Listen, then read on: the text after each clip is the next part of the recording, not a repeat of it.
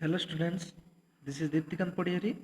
In the previous class we have already discussed about the discovery of cell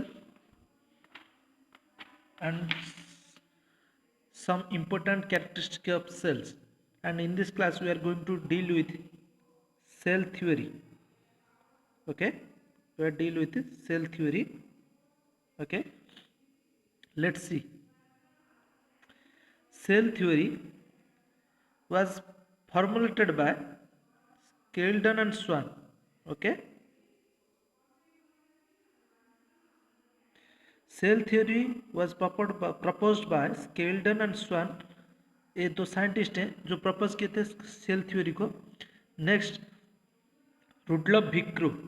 okay, Rudolf Virchow ये एक scientist हैं. Explain that cells are divided and new cells are formed from the pre existing cells. Okay, cells कैसे formulated हो रहे हैं, sales कैसे formation हो रहे हैं, वो क्या किए थे ना, वो एक्सप्लेन क्या किया. Cells are formed from the pre existing cells. Cells are formed from the pre existing cells.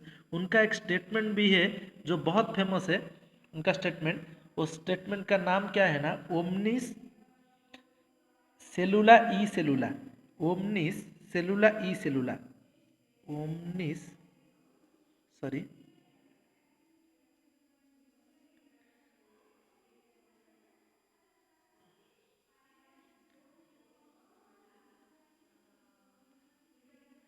उनका स्टेटमेंट है ओमनिस, सॉरी यहाँ पर दिखाई नहीं दे रहा है. ओके, नेक्स्ट स्लाइड में जाता हूँ, देखते हैं क्या होता है.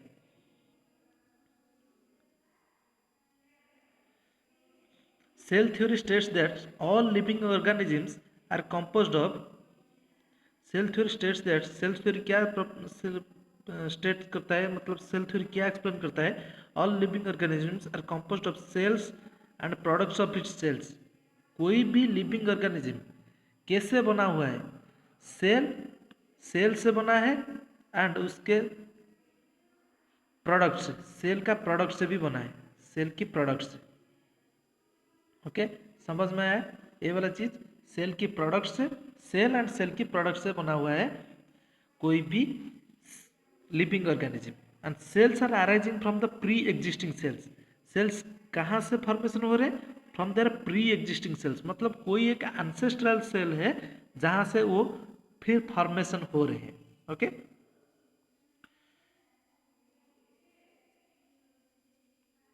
देखो यही है जो cells are found from the pre existing cells. कुछ इस तरीके के दिखते हैं. देखो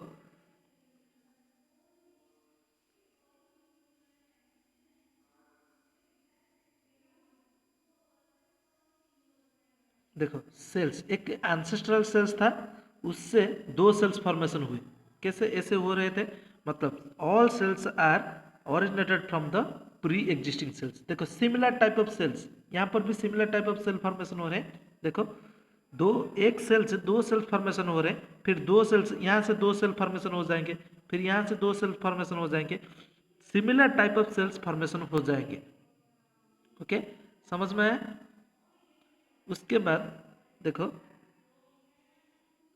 fundamental feature of cell theory. Cell theory का क्या क्या फंडामेंटल फीचर है.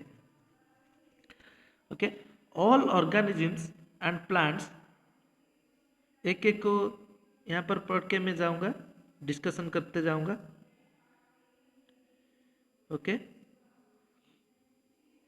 पहला पॉइंट देखो, all organisms plants and animals are composed of one और more cells and their products.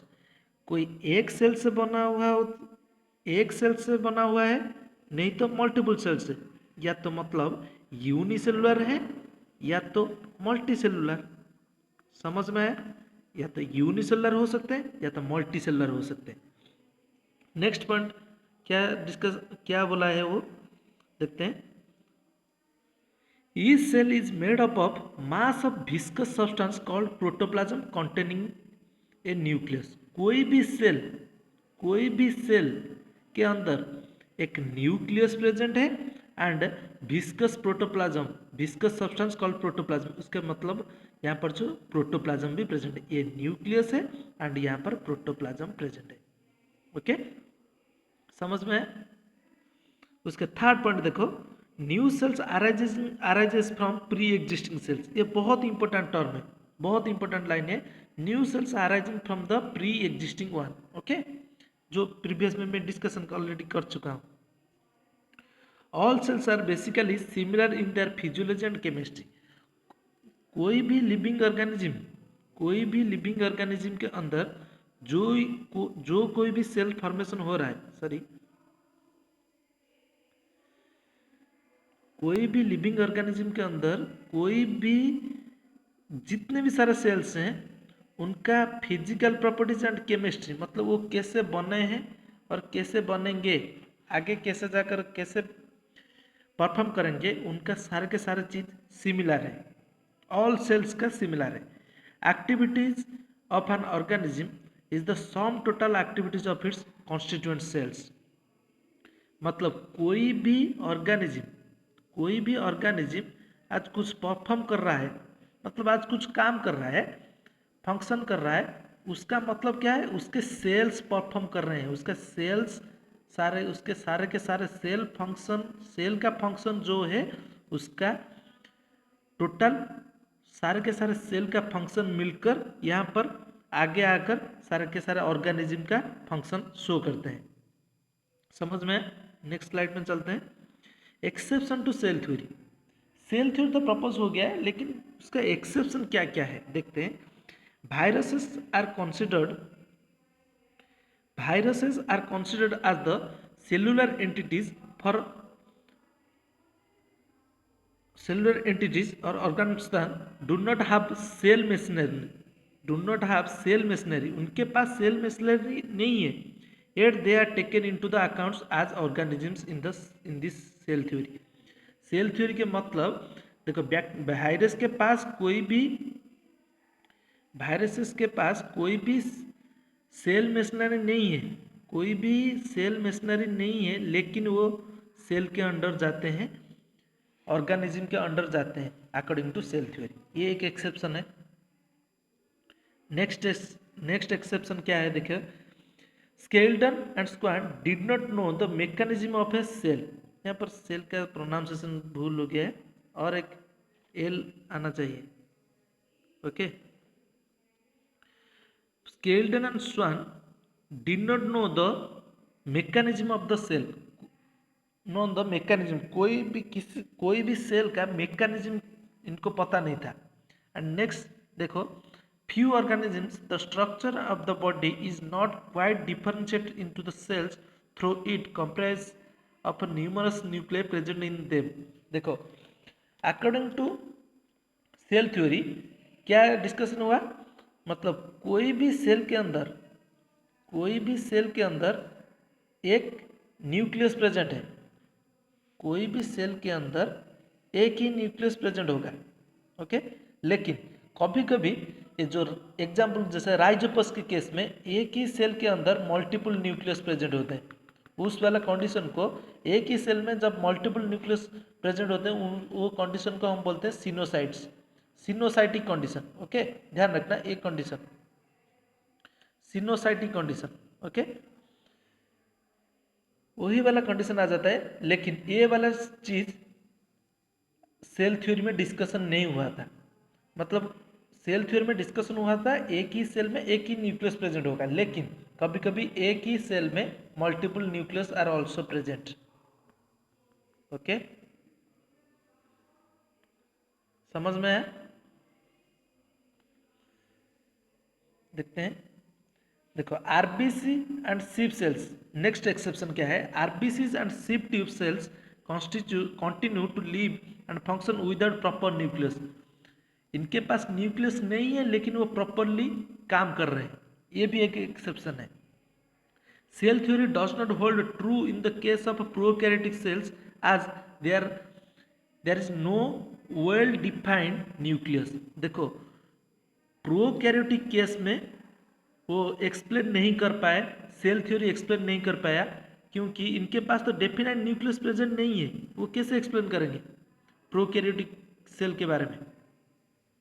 उसके बाद आया modern concept to cell theory. देखते हैं क्या क्या मॉडर्न कॉन्सेप्ट है। ऑल लिविंग ऑर्गेनिज्म प्लांट्स और animals are composed of one और मोर सेल्स और देयर प्रोडक्ट्स। देखो ये सेम चीज आज द प्रीवियस वन। देखो ऑल लिविंग ऑर्गेनिज्म प्लांट्स और animals are composed of one और more cells and their products. उनके सेल्स या सेल्स के प्रोडक्ट से बनाए हैं कोई भी living organism. Sales are the structural and functional unit of life. ये हमारा सेल का डेफिनेशन हो गया है। देखो कोई भी cell is the structural and functional unit of life. New cells arises from pre existing one. ये तो हमको डिस्कशन हुआ था ऑलरेडी। फोर्थ पॉइंट में देखते हैं all cells are basically similar in their chemistry और फिजियोलॉजी। ये भी हमको डिस्कशन हुआ था already. Okay, growth of an organism depends on the growth of a multiplication of its constituent cells। मतलब कोई भी ऑर्गेनिज्म ग्रोथ कर रहा है मतलब उसका सेल ग्रोथ कर रहे हैं, मतलब सेल का मल्टीप्लिकेशन हो रहा है, तभी जाकर कोई ऑर्गेनिज्म ग्रो कर पा रहा है। ओके, ग्रोथ हो रहा है उसका। The function of an organism is the sum total of the function and interaction of its cells. Okay, the function of organism, कोई भी ऑर्गेनिज्म फंक्शन कर रहा है, कोई भी ऑर्गेनिज्म फंक्शन कर रहा है मतलब उसका कोई भी ऑर्गेनिज्म कुछ फंक्शन शो कर रहा है मतलब उसका सेल का फंक्शन ही वो शो कर रहा है। ओके, समझ में? Cell is the self content unit, is a self content unit. एक सेल के अंदर सारे के सारे चीज प्रेजेंट है। Okay, self content. In an organism the hereditary और genetic information are stored in its cell. कोई भी ऑर्गेनिज्म के पास उसके हेरिडेटरी मटेरियल उसके सेल के अंदर प्रेजेंट है। वो सेल के अंदर मतलब कहाँ पर? न्यूक्लियस के अंदर प्रेजेंट है। ओके, न्यूक्लियस हेरिडिटरी में इंफॉर्मेशन मतलब वो डीएनए के फॉर्म में, डीएनए जो हम आगे डिस्कशन करेंगे डीएनए के बारे में। ओके, समझ में आ गया होगा आई थिंक सर को सर। ये हमारा सेकंड पार्ट है। नेक्स्ट पार्ट में हम कुछ नया चीज़ लेकर आएंगे। Please subscribe my channel and hit the bell icon for more updates। Like share भी करने के लिए नहीं भूलना। Okay, thank you.